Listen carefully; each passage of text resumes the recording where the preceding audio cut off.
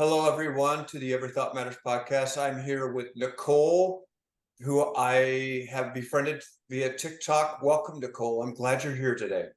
Well, thank you for having me. It's quite the honor. Yeah, and I'm going to enjoy a Louisiana accent for a little while. And you're just down the coast from me because I'm on the Texas coast in Rockport, if you know where that is. I So, do. right, because we all of us on the Gulf Coast know each other from Alabama to Louisiana down to Corpus.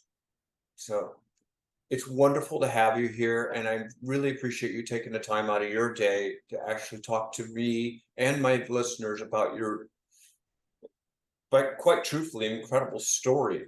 You have, for most of us living creatures, you have lived 5 or 6 lifetimes in one. And I don't even know where to start. I mean, would you start to say, my name's Nicole? This is where it's all started. I don't know what I mean. Are you right now? I know you're married, you have kids, and you're living out in Louisiana. I am. Let's see. I can start where I think what's most important about my story is the fact that I was raised in a great home. I was a very good kid, straight A student. I never even got sent to the principal's office. And technically, when you look at my childhood, you couldn't have foreseen what would happen. And Okay. so in 2000, I was 7 months pregnant with my now almost 23-year-old son. And I slipped and fell at Outback Steakhouse. The pregnancy was a surprise, but I was managing that well. When I did slip and fall, long story short, my kneecap went to the back of my leg and broke into 3 pieces. And it just really kind of cut up my patella tendon. And when they rushed me to the hospital, Colby, his lungs were not fully developed yet. So I had a choice to make. Do I have a knee surgery and fix this and risk my son, or do I leave myself like this until he's ready and possibly be crippled? And I chose to possibly be crippled. I did give birth with a broken leg. But it wasn't really hard like you would think that it would be. I like to laugh. I have a good attitude, and we'll just call it like the National Lampoon childbirth delivery because I had a nurse holding my left leg up because it was in pieces. And I had no idea that technically that the day that I fell, that is where my life starts to change. I This is at the beginning of the opioid crisis. Okay, so like Oh, while good I was Lord, yes. yes, so we didn't know what was going to happen, and during my pregnancy, I was not taking the pain pills because I was pregnant. They had me in the hospital, and I was just dealing with it. I had a total of 9 knee surgeries. I think it might be 12. Like that's how it was. I can't really keep up with the number. It ended with the amputation of my patella. Oh, But right, it was something. My son and I, we learned to walk together basically. They said I would have a limp. They said a lot of things, and I walk fine. I can run. I can do everything that they said that I could not do. But I was prescribed a lot of OxyContin 80, Percocet, Ambien, and Xanax, and I really was not taking them like even as prescribed. I'm a new mom. I'm an esthetician. I was successful, but when Colby was 2, his hair started to fall out, and I'm like, what is going on? Well, like I said, I had a perfect childhood, and my parents, if I had problems, I didn't know about it, is what I'm trying to say. They fixed everything. So now here it is. I'm 23, 24 years old, and I've got a problem that my parents can't fix, you know? And it's like, I was devastated. When I look back at it, it makes me angry that I chose to allow his condition to ruin me because it should have been about him. I was his mom. But I've had self-esteem issues my whole entire life. And I was popular in high school, but I still didn't have the confidence I needed. My son is totally hairless. He does not have eyelashes or anything. It never came back. And so now I've got to teach my son a quality that I don't have, to be Wow. confident and everything. And I got really mad at God, really mad at God. And I couldn't take it, that my little boy was different. And so one day, after he had been stared at in Walmart, I came home and I took pills, or, the Oxycontin, but not for my knee pain. And that's really where I think things start, with my Right. addiction. I functioned for a really long time. Like I said, I was an esthetician. I contracted out for the casinos in Shreveport, Louisiana. I was making a ton of money, and my tolerance is just growing. I'm taking more. I got up to 40 Percocets a day. Oh, That's dear what I was sweet taking. mother of pearl. Yep. And my tolerance, it's like I was an elephant, And what was so crazy is I was working, I even worked with Millennium Film Productions, because movies are shot in Shreveport, Louisiana. So Yes, they are. I was doing like waxing, body treatments, self tan, stuff like that. I'm on movie sets, and nobody has a clue that I am just eating these pills like they're Skittles. I look like I have it together. And I maintained that, I believe, for about 6 years. Just, no problems. Nobody knew it was a secret. I had a drug dealer that I was buying pills from, because I couldn't get that many from the doctor anymore. It just, they were starting to catch on, because it's like 2005, 2006 by now. And so I'm buying them off the street, and I can afford it, you know? So it wasn't really affecting me. In 2009, there was a guy that I had gone to high school with that I kind of secretly had a crush on, but I had enough sense in high school before the pills to know he was bad news. Oh And boy. he had been in prison. He had just gotten released. Um, he had done 9 years for robbing pharmacies. Him and his brother robbed a bunch of pharmacies in Shreveport, Louisiana. So now he's out, and we start talking, and I'm in addiction. So clearly my judgment is a little off. At one point, he was the most wanted man in the state of Louisiana. And here I am getting involved with this individual. And my husband now is perfect. So like, we have this great relationship. So what I'm about to say, we're very open with each other.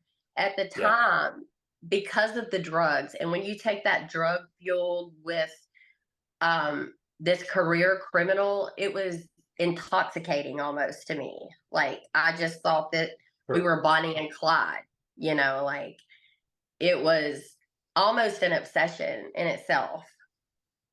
We get married. I don't tell anybody. We just go to the justice of the peace. And my son is, at the time, he is 10 years old. And he's there and everything. And I immediately get pregnant after we get married. My Wow. life start my life starts to go kind of dark, you know. It's Valentine's Day. I'm 5 months pregnant, and I'm on the phone with him, and I drop the phone, and back then, remember when you would drop your phone, the battery would come out, and you Yes, would it would have to just put, drop right out. Yep. yeah, and you just had to put it back together. So it took me like 2 or 3 minutes to get it back in and back on and everything. And I called, and he did not answer. It took him about 10 minutes, I guess, to get to the house. He didn't, I don't know where he was, but for whatever reason, he thought that I was cheating on him. I now know by my own, because I worked so hard on myself, that is a huge red flag. Like, because when somebody accuses you of cheating, it's usually them, The because I opposite. had, right. He came in and picked me up by my throat, had me up against the wall, threw me down, and just beat me. There's no other way to say it. And here I am, I'm pregnant. My oldest son is 10. Actually, he had just turned 11, and I'm scared. And what makes me mad is I know better. I was raised right, you know? And it's like, I didn't think I deserved it. The process that went through my head was he had problems and he just loved me that much that he had to do that. That's interesting. Right. Like, it's weird how the human brain works. Like, I knew I didn't Sure. deserve it, but why did I think that? It was chaos from that point on. I did maintain sobriety during my pregnancy with Collins, my second child. But I'll be perfectly honest with you, I was miserable. I couldn't wait to have him so I could use again. Like, it wasn't something that was a good thing. You know, I did it for him. I didn't do it for me. And it was Sure. extremely hard for me to do. Mhm. So my, at the time, husband, he gets caught up in some more trouble and I give birth alone, you know. And when he came back, Collins was 3 months old. I really thought maybe he would change. But the day that I had the C-section, they prescribed me Percocets. The day I had my son, it was back on 100%. So I'm taking a lot, and it's a lot of violence.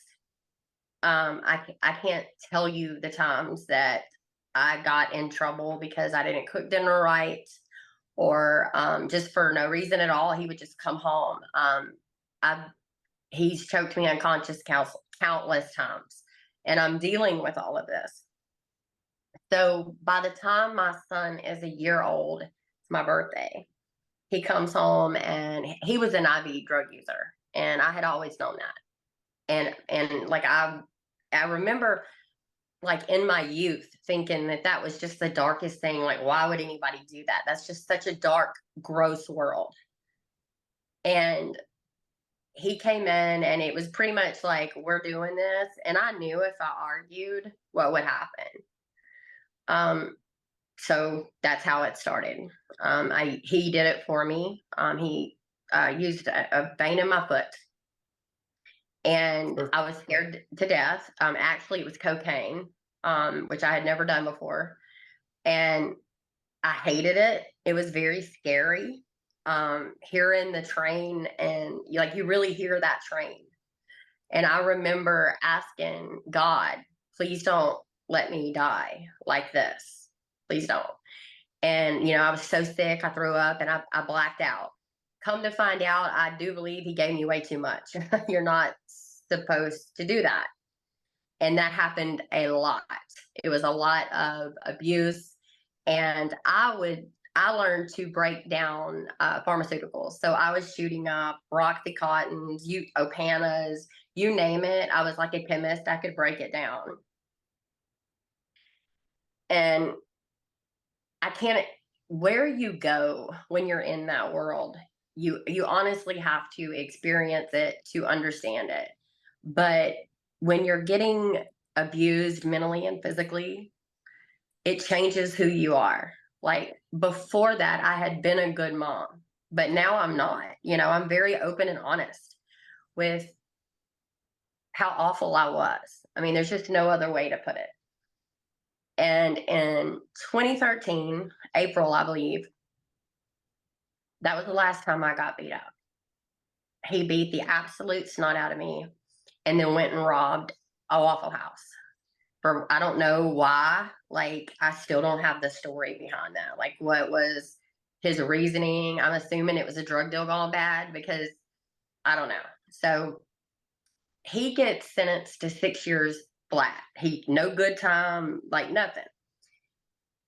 You would think that would be like my chance. Like I got to get a, you know what I'm saying? Like I've got a fresh start. Like common sense would tell you that, but the drugs had taken just over my mind, and I felt like he had been taken from me. Like I missed him, and I was depressed. Like it was like this obsession, and it wasn't normal. And I was going to wait. I was going to wait it out, but I'm a drug addict, right? So Right. I do have a strong foundation. So like prostitution was not it just wasn't an option for me. And I help women all over the place. I do not judge women that go that route. It just wasn't my route. So I decided to start dealing. And then I get involved with another guy that is an addict. And I don't love him. We've been friends, but I really don't have anywhere to go at this point. You know, I'm starting to lose. I've lost friends, and at the time, my husband had isolated me from my family. I'm in and out of hotels with a 2-year-old son and a 13-year-old son and another addict. Hmm. It's disgusting to think about. And my family, my mom and my dad, did what they had to. They came and they took my children from me. And you would Wow. also, right, you would also think they did it because they just knew that I was going to change, because they knew how much I love my kids. So they're like, okay, if we take her kids, she's going to check into rehab. But the addicted mind, no. Now I Addicted. really No. don't. No. Now I really don't have a reason to be doing, like, to do right. Do you see what I'm saying? Like at this point, I Sure. just would rather be unconscious. I'm broken. I think I miss my husband. I'm with a guy I don't love, and I'm shooting up a lot. And this is where my story starts to get a little gory. My So mother, go ahead. so let's stop right there before we get to that, because that's you've had so many chances to stop, but you didn't see the light, but the addiction behavior does that.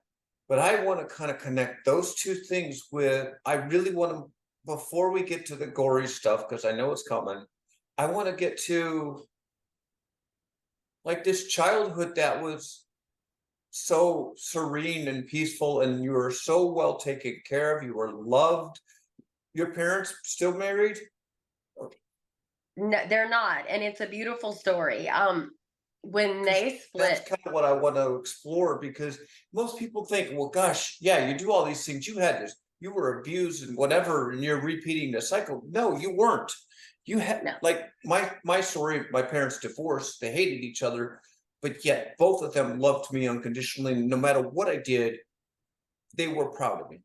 And to this right. day, they're still proud of me. So I had that. And so I didn't go in and you had the same kind of thing. Talk a little bit about that, because I want that to feed into the next part of your story. My parents are divorced, but they remained very good friends. So it wasn't like my family like just broke apart and split. Right. Um, I'm an only child, and my dad actually, I saw him every Wednesday and Sunday, but I actually saw him more than that. You know, my mom loved. I mean, like I was the superstar of her life. The minute I was born, she quit living for herself, and everything was me. And then my daddy is real big into nature and everything. Like him and I have backpacks through Alaska. Like I love camping. Like when I tell you that my father spent the quality time with me, because you hear about women having daddy issues, Right. there is literally no excuse for I where my know. life went. And That's why that's, your story is fascinating, though, to me, because you had that paternal and maternal love yes. all the way through. I mean, you were an A student. You're Mhm. probably involved in all kinds of extracurricular activities at school, like theater, plays, whatever, you know, incredible. You graduated with honors. I mean, did you go to college or anything? I did. I went to Northwestern State University. Now, I Right. did not graduate because I got pregnant, but I did get, But like I yeah, said, I became a medical esthetician. So, like, I did, get it's a trade, but you get where I'm going. I had my cosmetology license, and I was licensed to do Sure. microdermabrasion and all of that. Um, that is why, to me, the opioid crisis is such a big deal, because we get judged and That's everybody right. thinks it's street thugs. And I was literally homecoming court, dance line, straight A's. My mom and dad never missed one event. They sat together in the stands cheering me on. See, that's why I knew there was there's two missing pieces to your story that I didn't know I needed to know. One, I spent 10 years in the entertainment industry. I was an actor, a writer, a producer. I've got a ton of IMDb credits. So I did not know that. That was really cool to me. But yet that was just the beginning of that. And that's just, yeah, this is what's fascinating about it. And the opioid crisis is that you had a lot of red flags, but the way the drug works on your brain, that's what's wild to me. And It, the childhood being so wonderful where you're doing whatever it is at school and your parents are there, they love you and they're proud of you, they're sitting together, like all of that does, yeah, that's just like a huge big deal with the opioid crisis. it, it really is. And I've never smoked a cigarette. Right, you know what I'm saying?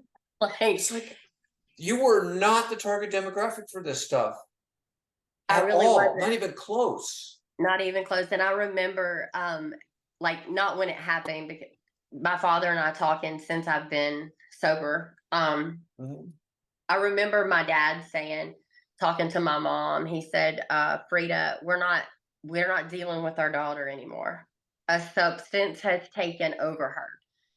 Oh, And they were prepared for to get that knock on the door, from the police, that I oh had, wow. yeah, Oh, overdosed. And yeah. my mother is the one who pressed charges for felony number 2, my pharmaceutical fraud charges. She did that to save my life. She Okay, sent me a gonna text. cry here. She did that. Wow.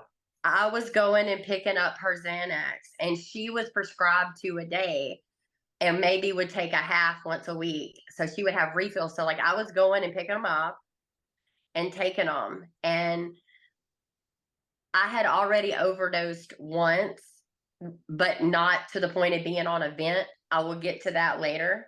The very first Sure. time I overdosed in front of my father. Um, I told him that I was having an asthma attack because I thought I was, and I completely blacked out and hit the dash. And my daddy, who is my hero, had to drag me into the ER screaming. He thought I was dead. And I have learned to forgive myself for all that, because that's huge. You have to, in order to continue on. But it was not easy at all. It was easier to forgive my abuser than it was to forgive myself. And that's just Sure. fact. Well, let's pause just for 1 second on that because I love forgiveness. It's one of my favorite topics. Most people think about forgiveness being, oh, it's I forgive that person for, in your case, saying for giving me this or whatever, right? And you think it's always external. Forgiveness is not external. It's an inside job. It, because it's about forgiving yourself. Like for me, some of the mistakes I've made in life, it's forgiving myself because I didn't know what I didn't know in that moment. What I know now is different, and it's easy for me to look back at that, but then you've got to look back at yourself almost like a child and give them a hug and say, I know you didn't know that. That's okay. It's going to be fine. You turned out all right. And I do that all the time, especially with my 8-year-old self, because my 8-year-old got his heart broken, like crushed when my parents got divorced. So, but I've always just now, he didn't know what he didn't know, you know? And Right. you're doing that work, and that's not in past tense. That's a daily thing for you, I bet, right? It, it is. It really That's is. awesome, though. That's It, amazing. it, if somebody would have told me when I was a little girl, or even like, let me give you this example. When I would walk for homecoming court, I remember thinking, what if they boo me? Like, that's crazy, right? Because they voted me there. So like I would be like, what if they boo me, or what if they don't like me? Like if Mhm. somebody would have told me that that girl was gonna turn into the powerhouse of a woman that I am today, I wouldn't have believed it. Hands down, you couldn't have made me believe it. But I mean, here I am, and I believe that my steps were ordained, and I was chosen uh, to be a bright light and to be hope to the addicted and the abused. And so I take what I do very I seriously. know. I could see that in your TikToks, and just talking to you, you've moved something inside of me that, so I know that you've got that power. So do you want to Thank continue on to the dark side just to get, I know it's graphic, so for those of you get a little squeamish, it's okay. But I want to understand this because I wanted to tap into this Lifetime movie childhood that was just this beautiful little child being, she was loved, very and much that so. was, and boom, we're gonna dive into this dark side of what really happened after that. Yes, and it gets dark. So the last 5 years of my addiction, I was on the drug Subutex. Now, I support all recovery. Subutex was a nightmare for me. I was injecting it. There is talc in that as the buffer that is for sure not meant for your veins. I started in my feet and my legs because I didn't want to use my arms. I was trying to fight it. Sure. But I start to get like infections because of this talc. And it's not like I'm missing it, it's because as it goes through your bloodstream, it's not meant to be there. So like it needs to work its way out. And then plus I'm using dirty needles, I'm reusing the same needles over and over again. That's disgusting. I am at one point living out of a cab. I went and got my chauffeur's license, and was driving to support my habit, totally trashed and loaded, and just sleeping in the car. And then I just quit working, and they had to find the cab. Like I could have gotten arrested on that one. Like I said, my mother pressed charges, so I am on probation. And I become an in-state fugitive because I quit checking in. My family, my mom and my dad, they had to have my kids. They had to cut me off. It saved my life. It took a lot longer than we thought.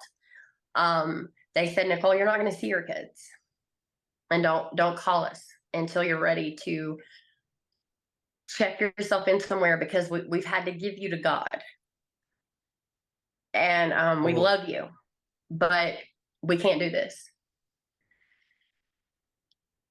So I'm devastated, and I'm eating Xanax bars and shooting up 3 Subutex a day, which is what I was prescribed. But like I said, it's not supposed to be there or in your veins. And I wake up one morning. It was May. It was around my birthday. I've overdosed twice to the point of death. I've been shocked twice. I would run out of my medicine, and I would always hold on to muscle relaxers to help me with the DTs. And your heart's the muscle, right? You can't take so 15 somas and your heart still work. So the second time I woke up on a vent, what I do remember was darkness. I was running through darkness screaming. And I could hear other people screaming. And the next thing I know, I wake up with this vent, and I'd been on a vent before, but I was scared. Like I thought I'd been in a car accident. I couldn't even remember what happened. And I remember them saying, you scared us, and I know what's coming because I've overdosed before. They're going to put me in psych, right? But I'm in ICU right now. So when they finally released me from ICU in a hospital gown with no shoes, no clothes, I got under panties and a gown, and I'm barefoot. I see the elevator. I get on the elevator and I take off running across Kings Highway in Shreveport, Louisiana, hospital gown to escape psych. Um, Call my boyfriend that I'm with. I'm really waiting on my husband to get out of prison, to come get me. And it was just a nightmare. We were not living. We didn't have a place to live. You know what I'm saying? We're sleeping out of a car. Sometimes he was a painter, so sometimes we would sleep in buildings he was painting where nobody was at night. And I want to quit so bad. Like I want to, but I never can get past the withdrawal. And what people don't understand about Subutex is if you can't detox off of heroin or Percocet, you're crazy if you think you can detox off of subs. It is the worst detox known to man. I know I did it, and that's scientific. You're supposed to wean yourself down. You know what I mean? Like you can't be on 3 and just quit. So I wake up one morning. I get lucky. Like I said, I was a medical esthetician, and James Burton, Elvis Presley's guitar player, Mm-hmm. and his wife Louise, they own a bunch of property in Shreveport. And I hate to say it, but this was kind of like, they're not slumlords, they're not, but this was like a rundown place that they let me rent. So the apartment is in my name, and that is very significant in what's about to happen. Okay. So it is October of 2016, and I wake up and I don't feel good, which is kind of normal, but this is a little different, And I do have like lesions on my legs and now on my arms. I would tie a belt around my neck and have the veins poke out in my face so I could shoot up in my face. My veins were so blown. This right here is a scar from MRSA in my face. And I don't feel good. And I look down and my whole entire left breast has turned black. Yeah. And I would shoot up in my breast too. And I'm like, something's wrong, So I call my boyfriend and I'm like, I need to go to the hospital, and I've already been hospitalized several times over the last 2 years with the staph and MRSA infection. So whatever, here we go again. But this is a little bit more serious. And I obviously get admitted immediately. And they tell me I'm probably going to lose my left breast. They're probably just going to have to take the whole thing off. They don't know. Back when I was successful, I had my breast lifted and a tummy tuck. So I have filler implants. They didn't know like what was going to happen with all that. So I'm prepared to go into surgery and lose my left breast. I'm laying on the table and I'm like, I've done it. Like I've already lost my kneecap and beat those odds. I'm missing half of my hip right here where they put in my leg, where they took my kneecap. I've got osteomyelitis in my toe that's totally dead now and stiff. I can't feel it. And now I'm probably going to lose my breast. And it's like, I've gone too far, God. Like I don't want to do this anymore, And when I woke up, my breast was still there. And I was like, okay, from here, I look like I've been burned pretty bad. They, the long Q-tips, when they were cleaning it out, it would almost go all the way in from the hole where it had to heal. And it has to heal from the inside out. When they remove the dead tissue from MRSA, like they don't sew you up. It's got to heal from the inside out. So like I've got this massive hole. And I look like it was, at the time, it was so grotesque. Now I never lost contact with my oldest son. he would sneak out to come see me. My children are 11 years apart. I did not see my baby for 4 years. My baby that's in the living room right now, he's 12. I didn't see him for 4 years, and it devastated me. So after I got out of the hospital, I did not use the needle anymore. But honestly, it was almost a little too late. I think I had around 70 uh, lesions or boils or whatever you want to call them all over my body, Sure. if you counted them in full. I do put the needle down, but I'm still taking the Subutex in my mouth and eating Xanax. The day 3 days before Christmas, I just get to the point. I'm like, I am an in-state fugitive. They are looking for me. You know what I mean? Like, I have not checked in or anything, so they're looking for me, and I know that. And you know how they say you can feel death, like when you're dying, you can feel it, maybe like it. That's Okay. where I'm at. I can feel death. Like, it's like, okay, something, I'm gonna die. So I actually throw all my drugs out, and I call my best friend at the time, and she comes and gets me, and I'm like, I don't know, because I can't get past day 3, right? I'm like, I don't know how I'm gonna do this, but I've got to try. It's Christmas time, I miss my Sure. children. I miss my mom. I miss my daddy. Like, it it was just devastating. And the guy that I was with was breaking into the building underneath that James Burton owned. And Louise is James Burton's wife. Her sister had a bunch of stuff. And he's breaking in and stealing this stuff. But the apartment's in my name. Now, I'm guilty because I'm spending the money now. Like, I'm Mm-hmm. not making an excuse. Mm-mm.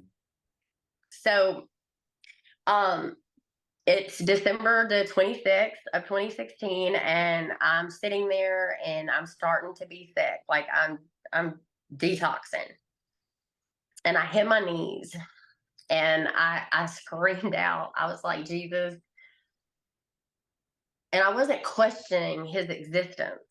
I was questioning how far I had gone in the wrong direction.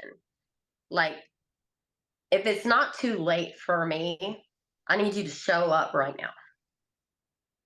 I need you to do something, and I will do it your way, and I will not argue.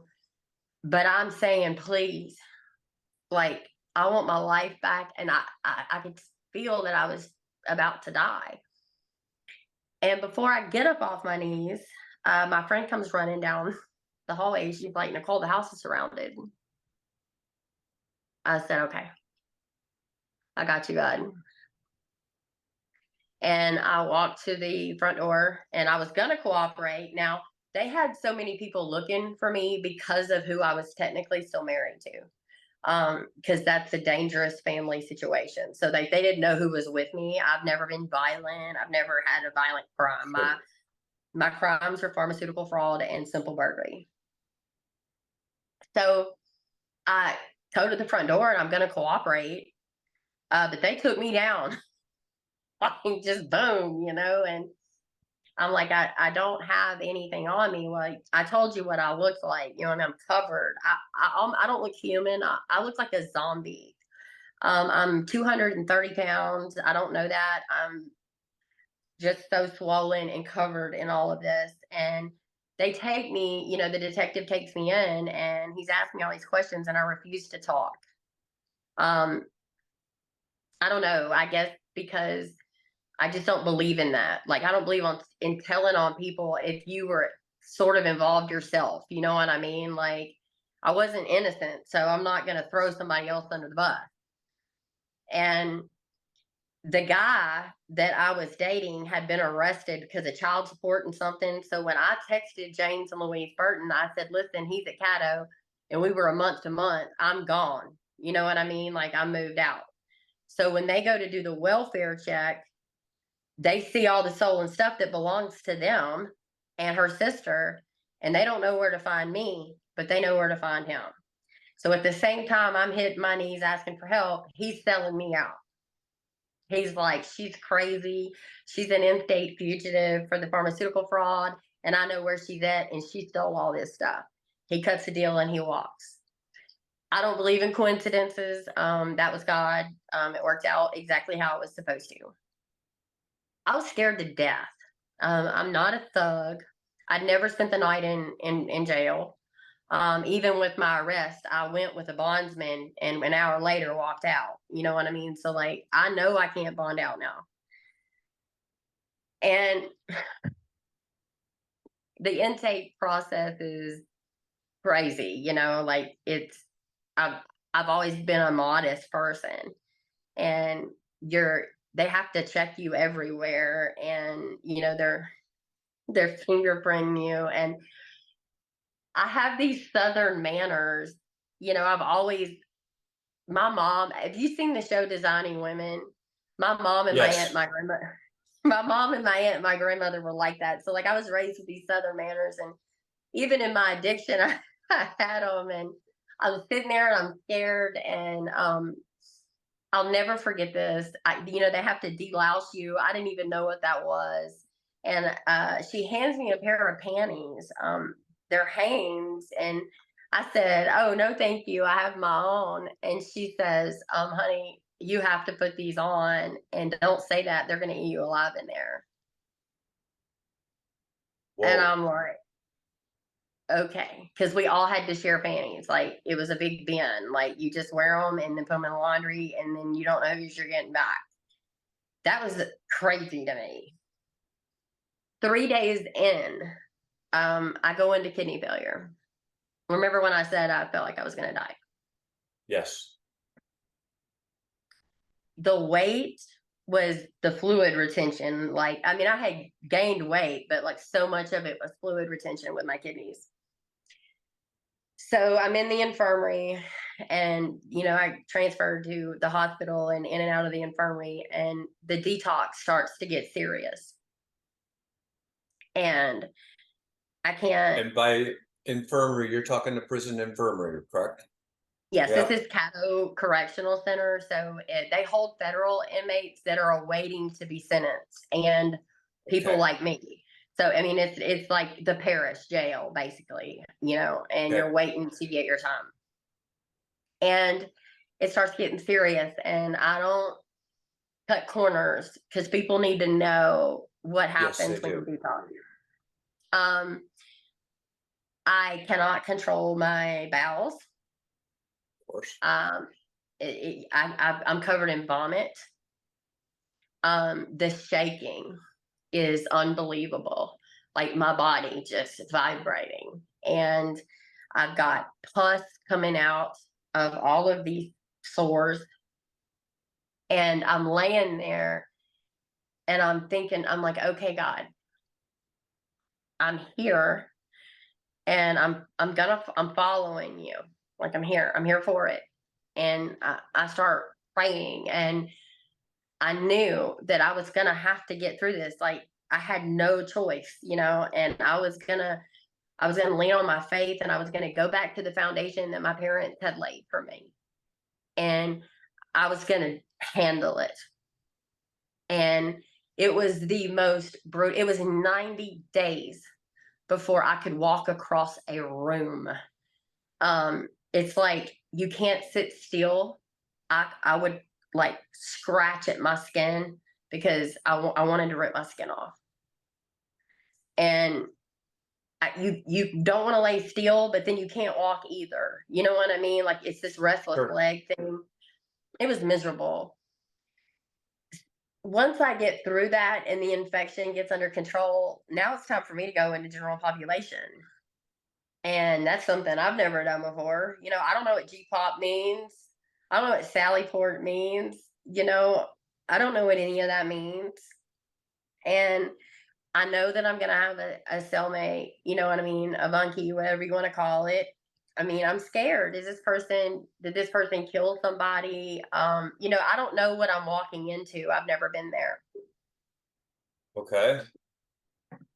My husband, I'm still married to him. Um, he is he's incarcerated. He got the 6 years, right? He's on Yep. year 4.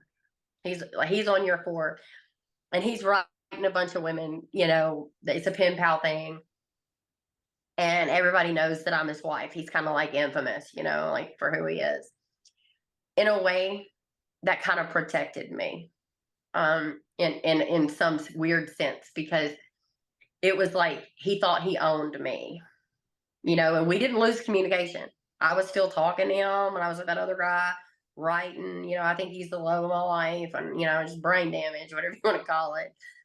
And so as I start to get sober and I get through the detox, Nicole starts to come back. Like me, like the girl that never made fun of anybody in school, the girl that had a good head on her shoulders. I start to feel myself come back, and it was like I had been in a coma for 7 years. Like, I remember things, but it was like it wasn't me. If that makes any sense at all. No, it makes a total amount of sense. It was so weird for me, and I just remember thinking, you haven't seen your son in 4 years, and he's 6 years old now. He doesn't even know who you are, probably. Colby knew, my oldest, like I said, and he saw all that. He saw the abuse. Colby would have to take Collins in another room, and they could hear me being beaten, and it was horrible. And Colby is still seeing me, but now I'm in lockup, you know what I mean? And I'm embarrassed. Yep. And I'm facing time, and the first time I go to court, they offer me 7 years. But when they put me into general population, I said it out loud. I said, okay, God, I do not want to walk out of here until it is on your terms, until I'm going to stay sober, and until I'm strong enough, and there's just as many drugs in prison as I saw more drugs in prison than I did on the street. So let's clear that up. It was more Yep. about me focusing on me. And the beautiful thing about suffering through detox is you don't want to go through that again. When people You say, finally see it. when people say, how do you stay sober? Okay, fine. Detox, because you should have to go through it. It shouldn't be easy. And Jesus, that's how I do it. But my parents had logged on to a website, and it lets you know the arrest. And they knew. They finally, my mugshot hit, and they felt like their prayers had been answered. And as soon as I got out of the infirmary and got into the general population while I'm waiting my time, they popped the door, and they're like, "You've got a visitor." And there's my daddy on oxygen. He's on an oxygen tank. He's got a rare lung condition, COPD, along with that. And he's trembling, and he's looking at his little girl, the little girl that always had a bow in her hair, and homecoming court and dance line, and us backpacking through Alaska, all these beautiful memories. And now he's looking at her through glass, and she's in a jumpsuit, and she's covered in sores. It took a year for them things to heal up. And he says, "I love you, Nicole. And this is your shot. And I'm going to get you through this if I see you trying. And we're going to fix this." Because my mom and dad always told me that they knew I could do it. They never gave hope. They knew I could do it. And I said, "Okay, Dad." And, he came to visit me regularly. And I was a compulsive liar in my addiction. I don't hold anything back. Like, I told some crazy lies. So when I I had a court-appointed attorney. I don't think he really believed that I was going to get the time that I got, because here's the thing. When you're ready to change your life, you become transparent. You don't have a problem proving things. you know, you have to be open to that, you know. And I just don't think he believed me. And I wasn't offended by that.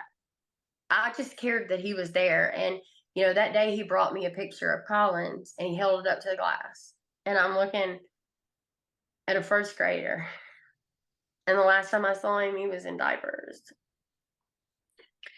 And he's beautiful. Both of my children are. And I was like, okay, you know, I mean, like, I finally got to see a pic, you know what I mean? Like, I've got this image of my child and my daddy's in front of me.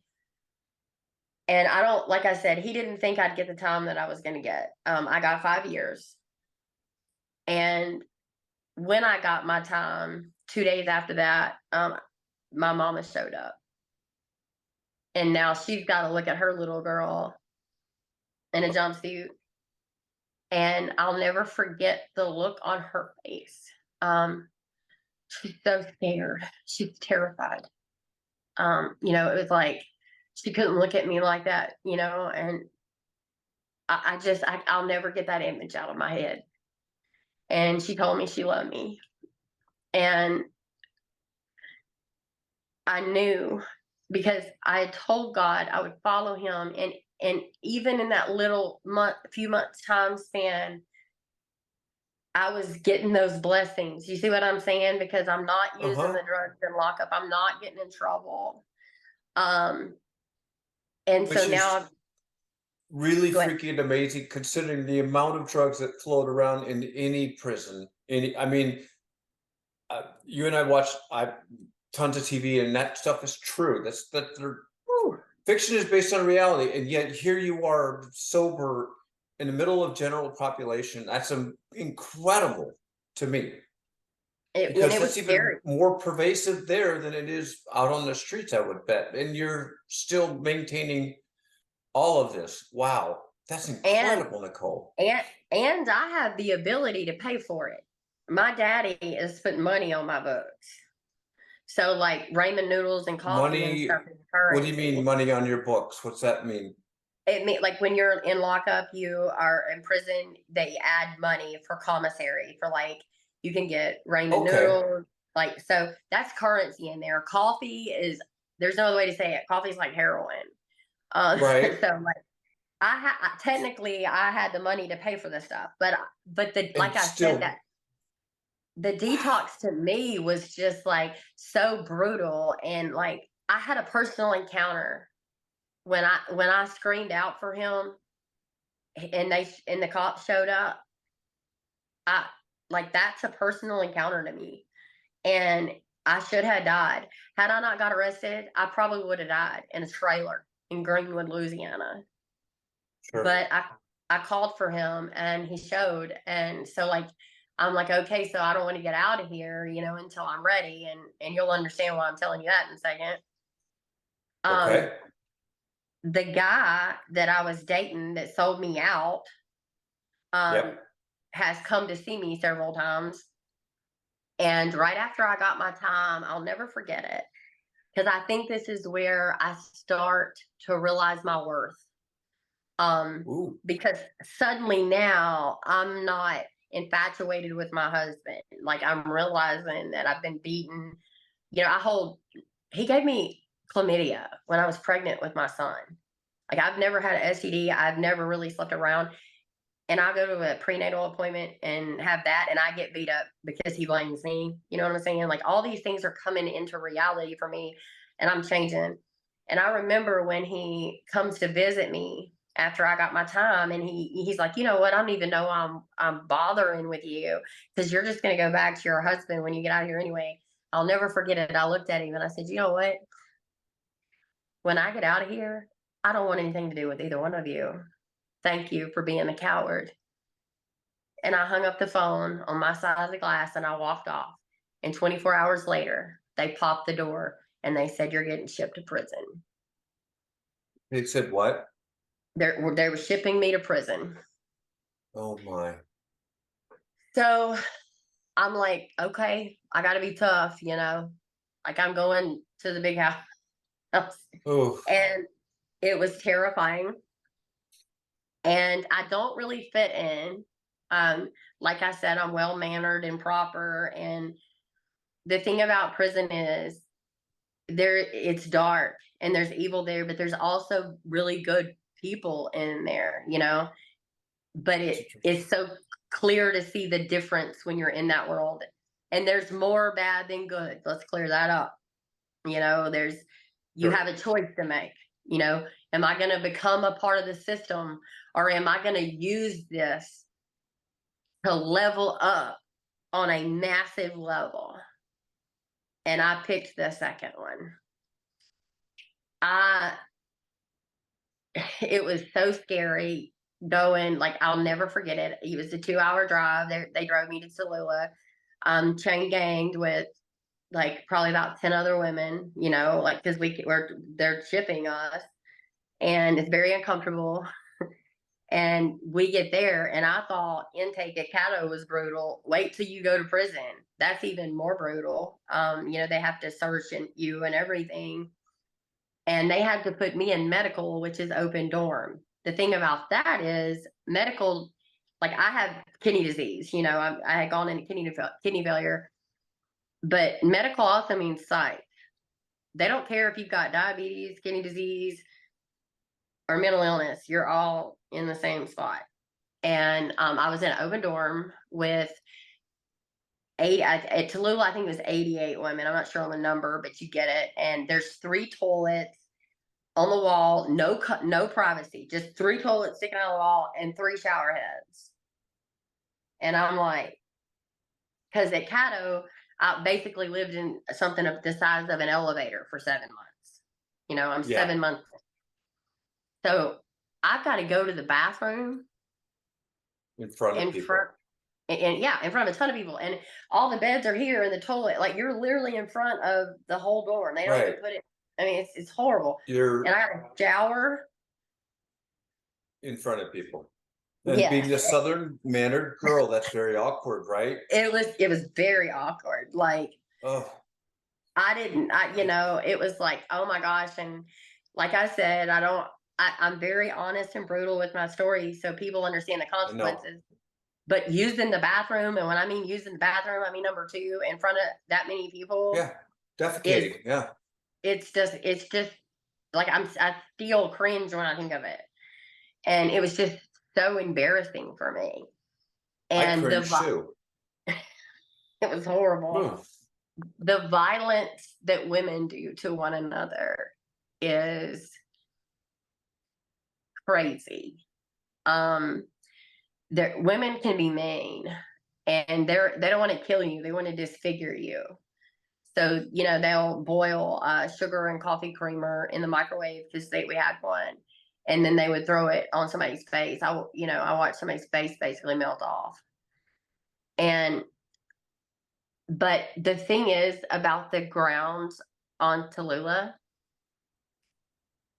there's a church service every night, and I met 3 or 4 other inmates, and it was beautiful, because like, we would get up in the morning and drink coffee and talk, and for the first time in years I was laughing again. Like, we would go to church together, and it was like weird. Like, I'm talking to my mom and dad and my children on the phone every day, and I just found out I'm going to be a grandmother. My 17-year-old son got his girlfriend pregnant, and I'm upset about that because of his age, but I'm also like, okay, like, I'm part of my family again, and he's got baby number 2 on the way with the same girl. Like, my son is killing it. Like, he never left, you know what I mean? Like, he didn't have that father figure, so I must have done something right, because he witnessed all that, and he's killing it. I'm proud of him. But I stayed focused on God. And then, people think God is like a Make-A-Wish foundation. It is not. Yeah. Right. Hey, 1 second.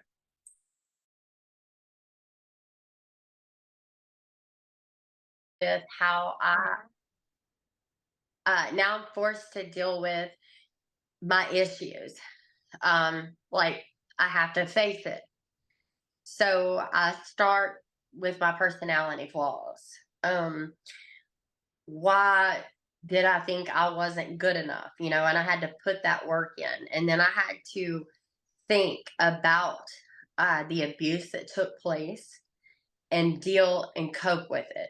And I stayed in prayer, and then I just dissected myself. So, because I didn't want to repeat what I had done. And I knew for a fact that I never wanted to come back to prison, and I didn't want to use again. I wanted my family back, and I knew that it wasn't going to be easy. So like I had to fix things. I had to fix the fact that uh I was a people pleaser and cared more about other people's feelings than I did myself. And I had to face the ugliness,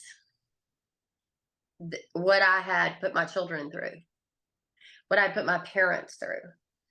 I had to face the fact that I should be dead.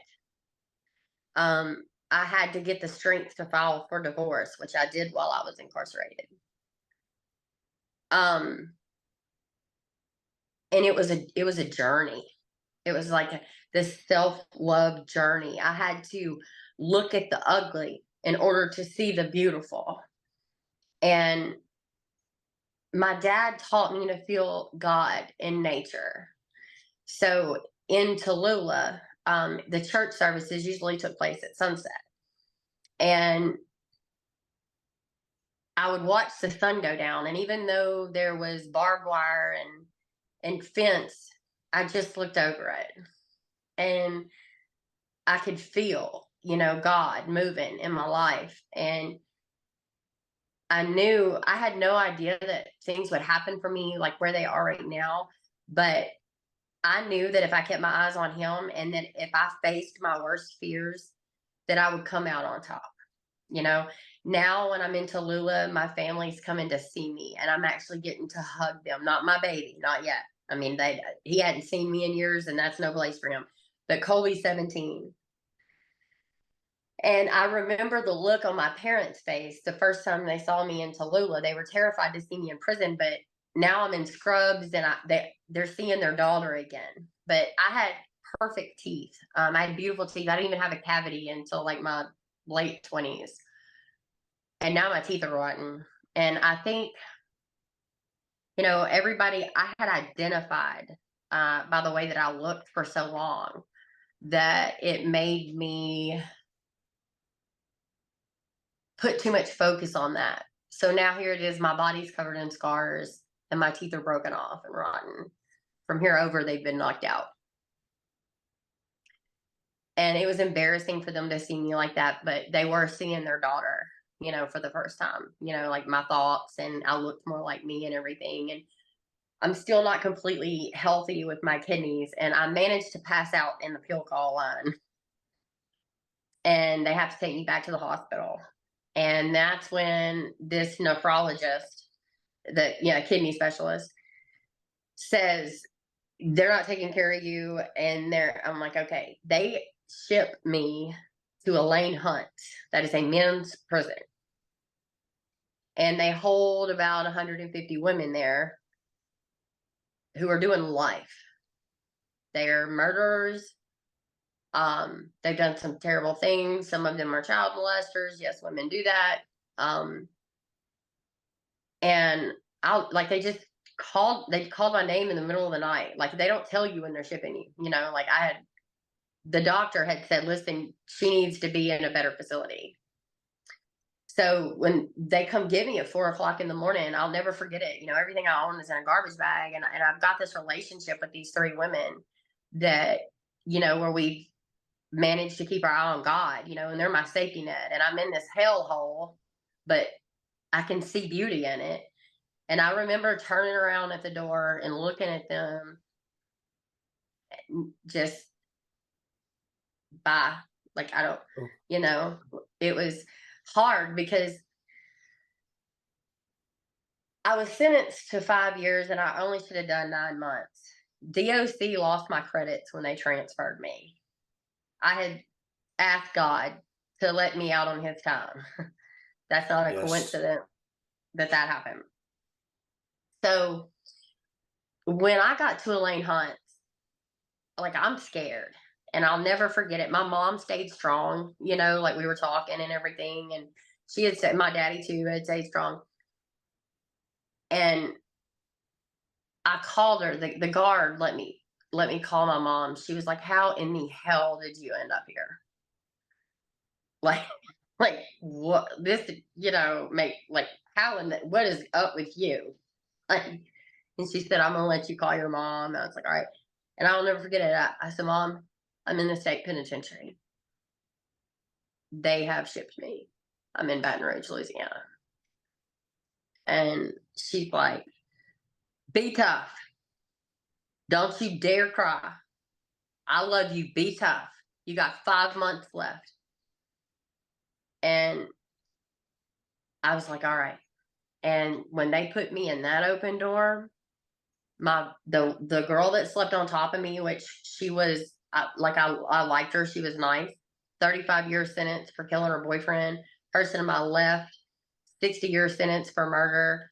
To my right, she killed her child, her newborn baby. Like, I'm in the big leagues, and I've got simple burglary charges and pharmaceutical fraud, and I've only got 5 months time left. Like, be smart. So I didn't tell anybody how much time I had left, and that the guards there are nice, but it is something like. And then you've got to look at the women who are never going to see the light of day again. Like this is their life for the rest of their life. And some of them were abused women who killed their spouse. You know what I mean? And Louisiana doesn't care about that. Like, you're still going to get a bunch of time. And it was eye opening for me. And I believe that everything happens for a reason. So, like, I was paying attention to these events because I wasn't going to mess up again. And I was trusting that God had this path laid for me. And my mom, I remember when she told me, I called her every morning, and she said, there is a women's shelter in Alexandria, Louisiana, and we're going to try to get you in. Your aunt, my stepdad's sister, ran into a lady named Gloria, and her son is clean too, but she thinks that she can get you into this place, but it's going to be a miracle. And I remember thinking, then it's a bunch of crap. I've been in prison nearly 2 years, and now I got to go 2 hours away from my family and live in a women's shelter. Like, really? But I said I was going to listen and pay attention, so I just said, yes, ma'am. Okay. And I wasn't happy about it. And I was like, okay, I'm going to trust you, God. And I'll never forget, I didn't tell anybody my release date, but when they called me, and I was walking out of them gates, and it was my mom and my stepdad that were there because my daddy is sick.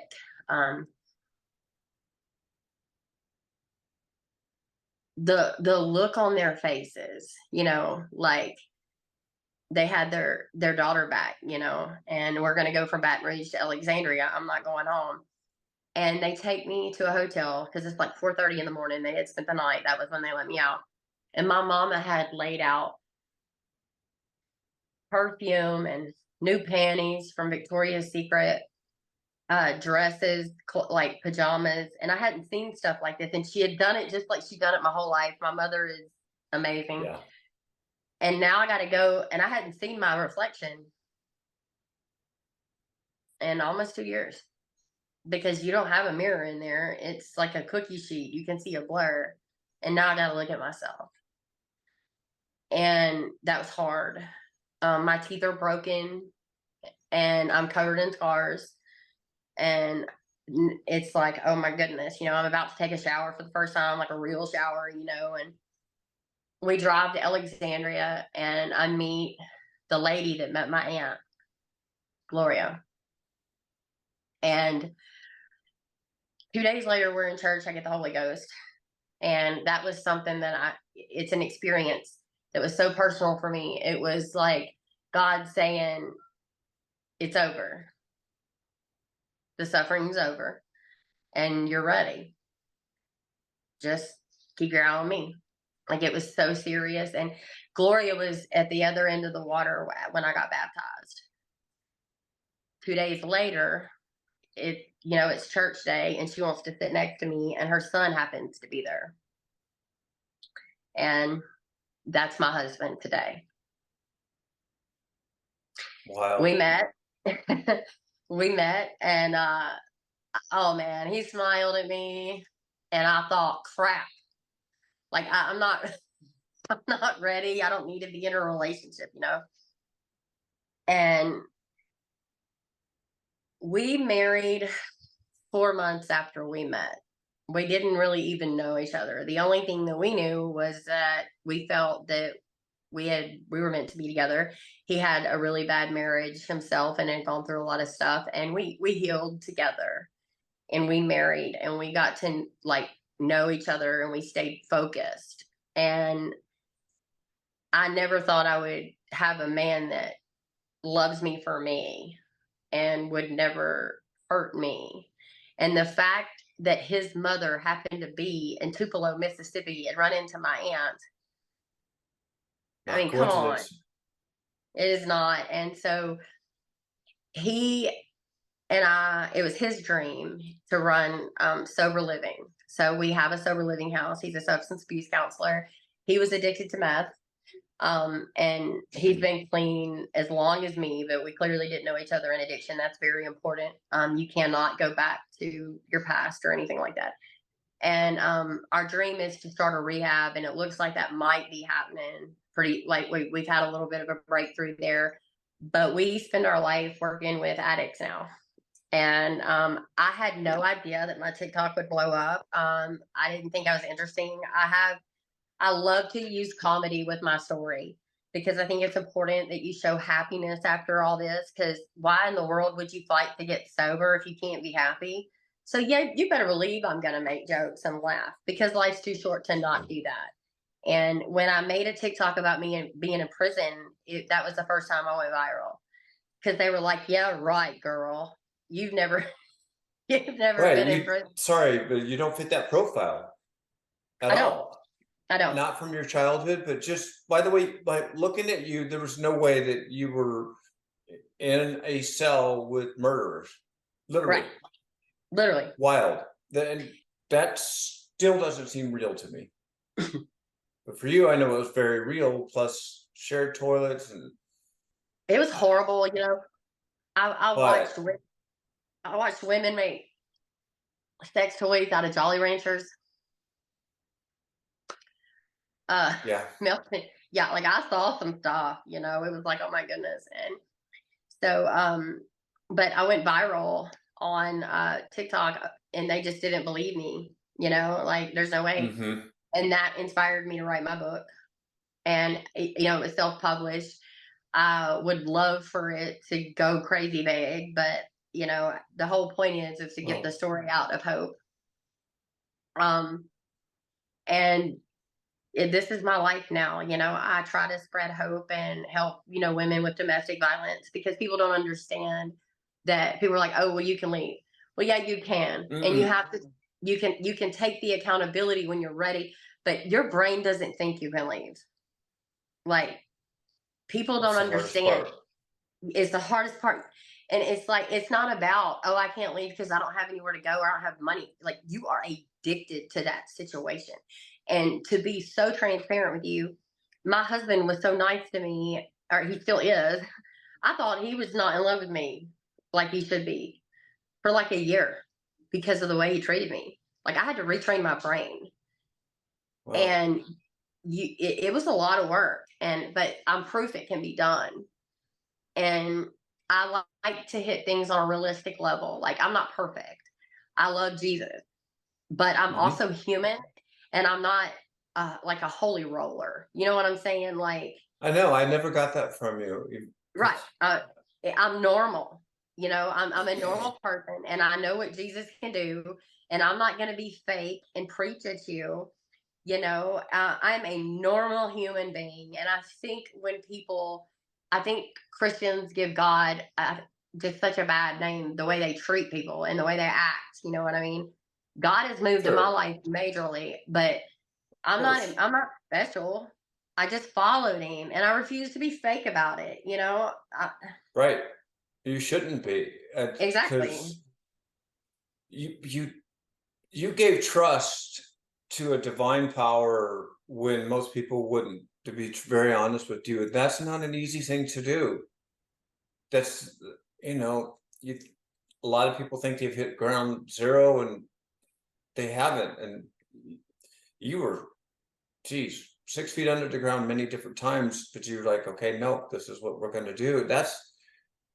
I don't know. How do you stay sober every day? Because I know there's a lot of addicts out there, and I want them to know, give them an idea or something that they can go, wow. Because as our mental health has changed, because now there's so many more addictions. Like I call myself a recovering people pleaser. So I've added comfort zone addict to my resume now too, because I really don't like to get out of my comfort zone. And you obviously, for what's that time frame from the time you got arrested to the time you got out? How many years was that of It being in the it was system? 21 months is how long I did. It was almost 2 years. And I was sentenced to 5, but I only should have done 9. I didn't get my credits when I only should have done 9 months. I didn't get my credits when I transferred. And but like I said, I was very specific with God about that. As far Hmm. as staying sober, the Yeah, best advice I can give you is this. You might not have childhood trauma. I didn't. If you do have childhood trauma, I got trauma in my addictions. So all addicts have some form of trauma, whether it became before or after the addiction. You are filling a hole with the drugs. Drugs really aren't the problem. You got to fill the hole with goodness. I filled my hole with Jesus, but it's more than yeah, that. You have to break down your personality flaws. You have to fill the void. You have to face what you do not want to face. And you will come to find it is not as scary as you think it's going to be. And when you feel that void and you get that confidence, you grow. And detox for me, like, I don't think, I think there's beauty in the suffering. I don't want hmm, to go through that ever again. well, So that's interesting.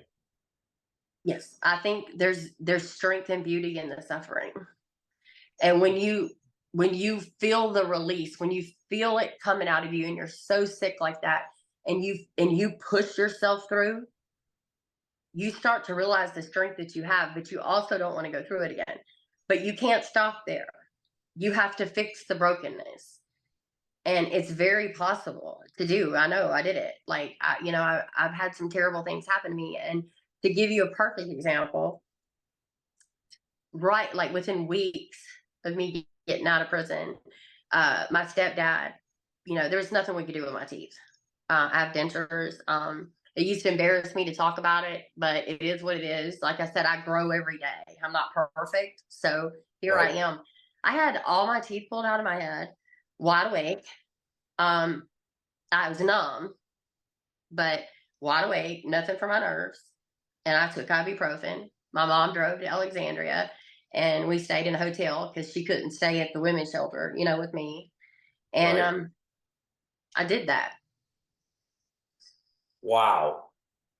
And I have been faced with things, and you just have to, because of the detox and because of the prison and because of the abuse and because of my self growth, I know what I'm capable of. And it's like, I'm going to keep going. Like, it's motivation. And if somebody early in recovery, like, hold on to the one thing that you beat, and that gives you confidence, and then you're going to beat the next thing. And when you keep going and you keep going, and then you find the forgiveness. Like, forgiveness isn't about the other person. Like, when you're holding on to anger, you're hurting yourself. That other person does not care. Okay, that other person is not bothered. That person is very unbothered. And so when you forgive that person, you're letting go of the negative energy.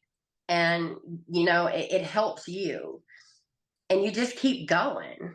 And, like I said, my husband and I work with addicts, and I think it's wrong because, like I said, we're Jesus loving people, but Yep. we're not going to come at you and preach at you like that, because we also believe, like, some people, we don't all recover the same, but we're not going to Nope. preach at you and talk down at you, because, like, God is a great thing, it's not supposed to be miserable, and I refuse to be fake, and that's what we do, and I it's love how it. we make it. And my little boy, he's 12. My husband has 5 daughters. 3 of them are grown. He's got 2 little ones, and we're like the modern day crazy Brady Bunch. I've Yeah, got a that's DRC funny. number, but I mean, I've got boys, he's got girls, and it is what it is. And I don't That's regret anything. That's interesting you say that, because I grew up in the Brady Bunch because my dad remarried and she had 2 boys and a girl, but he had the 4 boys. And we were called the Brady Bunch behind our back, apparently, which is kind of funny because that was in the 70s, because I'm a 70s child. So while that show was on, we were actually literally called the Brady Bunch.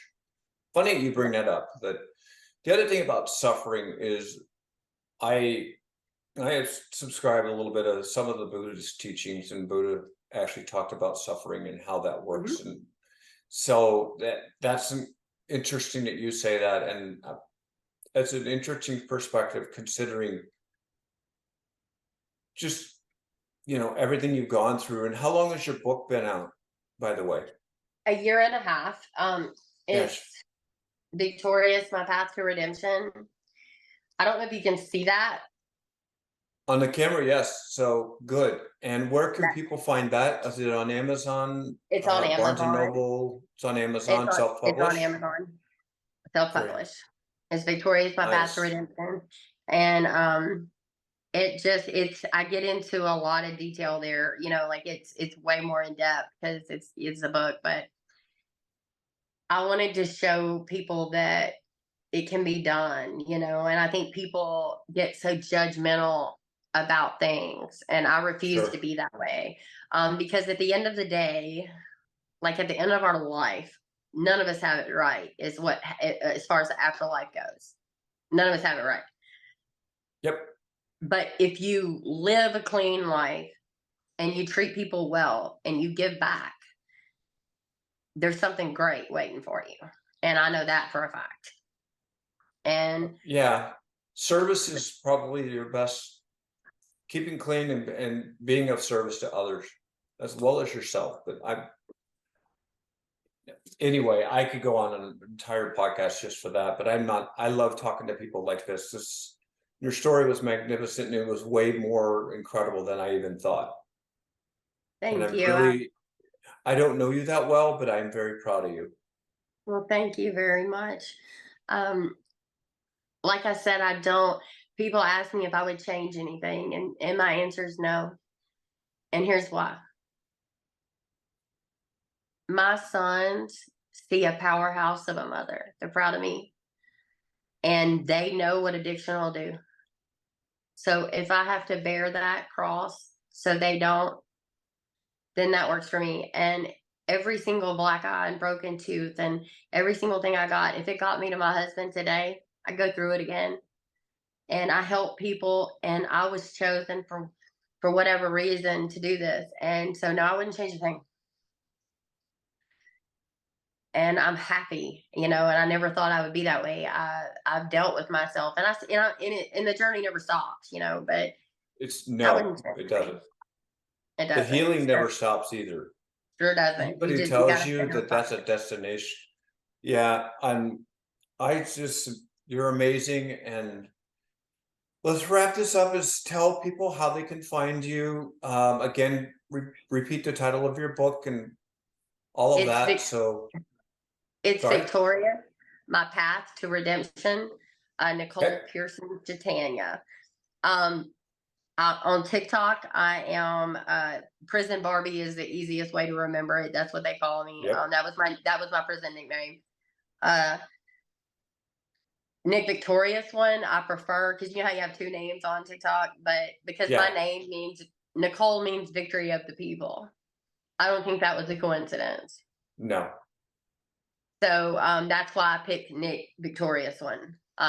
But it's that or Prison Barbie. So sure. if you get to my TikTok, you can find me anywhere, Facebook too. Yeah.